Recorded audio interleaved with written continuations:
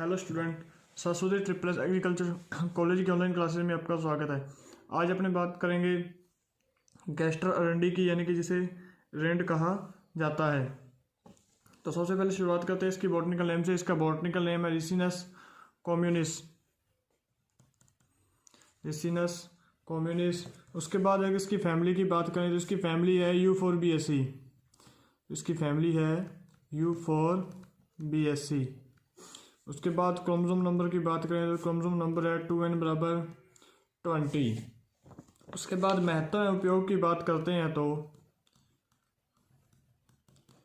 महत्व एवं उपयोग की बात की जाए तो इसका उपयोग सबसे पहले तो तेल निकालने के लिए किया जाता है, और अरंडी के तेल के उपयोग से बहुत से सुगंधित तेल बनाए जाते हैं। पारदर्शी साबुन बनाई जाती है, प्लास्टिक, छपाई, मोम, रबड़ पदार्थ, पेंट, ये सब चीज़ें इससे बनाई जाती हैं। कपड़ा रंगाई में उद्योग में काम आने वाले यौगिक जिसे टर्की लाल तेल भी कहते हैं, इससे ही बनाया जाता है। जो टर्की का लाल तेल है वो भी इससे ही बनाया जाता है। अब बात करें इसकी उत्पत्ति स्थान की, तो ओरिजिन की बात करें तो इथोपिया को इसका उत्पत्ति स्थान माना जाता है। इथोपिया यानी कि अफ्रीका को इसका क्या उत्पत्ति स्थान माना जाता है। उसके बाद बात करें जलवायु की, तो शुरू से या मैं आपको बताता आ रहा हूँ क्लाइमेट यानी कि जलवायु अपने इसके लिए सब ट्रॉपिकल और ट्रॉपिकल जलवायु की आवश्यकता पड़ती है, जिसका टेम्परेचर 25 से 30 डिग्री सेल्सियस होना चाहिए। ट्रॉपिकल सब ट्रॉपिकल यानी कि जिसे उष्ण कटिबंधीय या कटिबंधीय भी कहते हैं, वो इस प्रकार इसको क्या जलवायु की आवश्यकता पड़ती है। उसके बाद बात करें सोयल भी बताता आ रहा हूँ मैं, सब सेम ही अपनी वही सैंडी लोमी और लोमी सोयल, या अपने कह सकते हैं कि बलुई दोमट या दोमट मृदा, जिसका pH 5.5 से 7.0 होना चाहिए। ये होगी अपनी क्या सोइल। उसके बाद अगर बात करें तो कुछ वैरायटीज़ की यानी कि किस्मों की, तो कुछ किस्में हैं जो विशेष गुण वाली होती हैं, जैसे हरीथा जिसे PCS 124 के नाम से जाना जाता है। उसके बाद में है ज्वाला, और उसके बाद में है गुजरात अरंडी 3 यानी कि जिसे GC3 गुजरात अरंडी गुजरात कैस्टर के नाम से जाना जाता है। तो ये होगी इसकी कुछ किस्में। उसके सीधे सीड रेट पर सीड रेट की बात करते हैं, तो अगर इसकी डिबलिंग के द्वारा अगर अपने सोइंग कर रहे हैं, एक डिबलिंग के द्वारा और एक हल के पीछे यानी कि सीड ड्रिल द्वारा, कहने का मतलब सीड ड्रिल द्वारा। तो डिबलिंग के द्वारा बात करते हैं तो अपने को 8 से 10 किलोग्राम पर हेक्टेयर बीज की आवश्यकता पड़ती है, और अगर सीड ड्रिल के द्वारा करते हैं तो अपने को 12 से 15 किलोग्राम पर हेक्टेयर क्या सीड की आवश्यकता पड़ती है। तो ये तो होगी अपनी इसकी सीड रेट। उसके बाद बात करते हैं अपने इसके स्पेसिंग की, और अगर स्पेसिंग की बात की जाए तो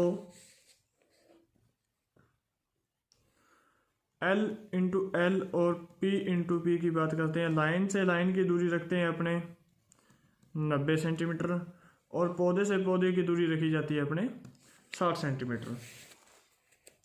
उसके बाद बोने का समय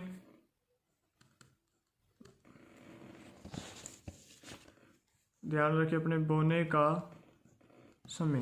अगर बोने के समय की बात करें तो जुलाई का प्रथम सप्ताह तक बुआई कर सकते हैं। कहने का मतलब जून से लेकर जुलाई के प्रथम सप्ताह तक अपनी इसकी क्या बुआई कर सकते हैं। उसके बाद खाद है उर्वरक की बात करें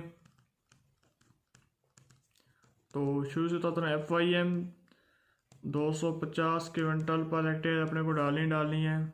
उसके बाद बात रह जाती है NP और K की। तो NPK nitrogen 50 kilogram per hectare, phosphorus 40 और ये 20 से 40 किलोग्राम पर हेक्टेयर रिक्वायर्ड रहती हैं। तो इसके बाद अब बात करते हैं अपने इसकी सिंचाई की।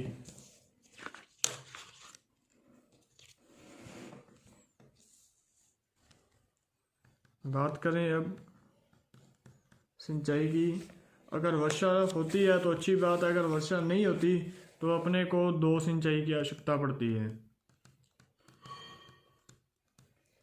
अगर वर्षा होती है तो अच्छी बात, अगर वर्षा नहीं होती तो अपने को 2 सिंचाई की आवश्यकता पड़ती है। पहली सिंचाई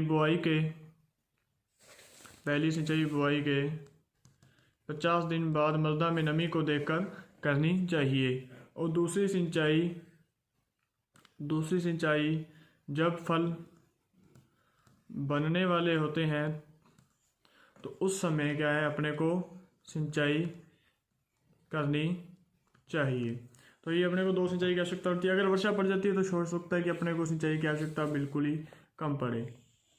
क्यों ऐसा है कि इनको लेट सिंचाई की आवश्यकता होती है क्योंकि अरंडी की जड़ें बहुत गहराई तक जाती है तो बहुत ही नीचे से मृदा में नमी का अवशोषण कर लेती हैं।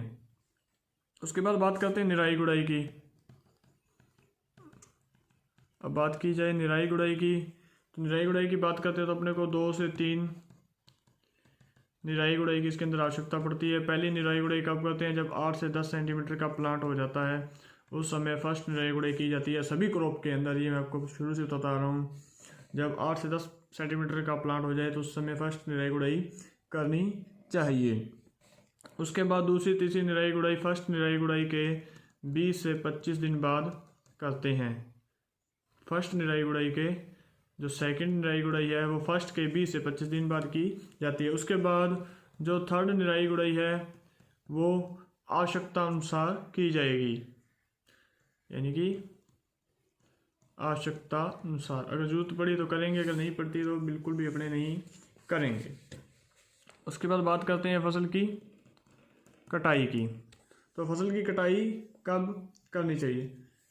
लगभग क्या है कि 4 से 5 महीने होने पर पौधे में फूल आना प्रारंभ हो जाते हैं और फूल आने के 2 से 3 महीने बाद यह फसल पक जाती है। कहने का मतलब यह फसल 6 से 7 माह के अंदर क्या है पक जाती है।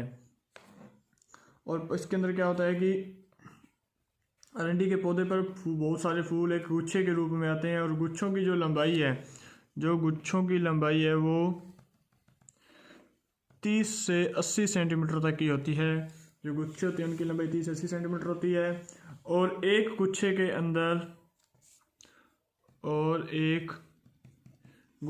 अंदर 50 से 200 तक फल पाए जाते हैं। एक गुच्छे के अंदर 200 से लेकर 50 से लेकर 200 तक फल पाए जाते हैं। और एक फल में 3 बीज पाए जाते हैं। और एक पौधे पर कभी कभी कई गुच्छे आते हैं जो अलग अलग समय पकते हैं। तो खेतों में गुच्छों को उचित समय पर पकते रहने पर उन्हें क्या है तोड़ते रहते हैं और बाहर खेत में बिखेरने नहीं देते हैं। पौधों से तोड़कर गुच्छों को धूप में सुखाकर डंडे की सहायता से फलों को बीजों से अलग कर लिया जाता है। अब बात की जाए उपज की, तो इनसे उपज की अगर अपने बात करते हैं तो पर हेक्टेयर अपने को इसके अंदर क्या है अपने बात करें उपज की तो पर हेक्टेयर अपने को 10 से 12 क्विंटल पर हेक्टेयर क्या है उपज की प्राप्ति होती है, यानी कि शुद्ध दाने की प्राप्ति होती है। तो ये तो थी अपनी कैस्टर की क्रॉप जो कंप्लीट हो गई है। Okay, thank you.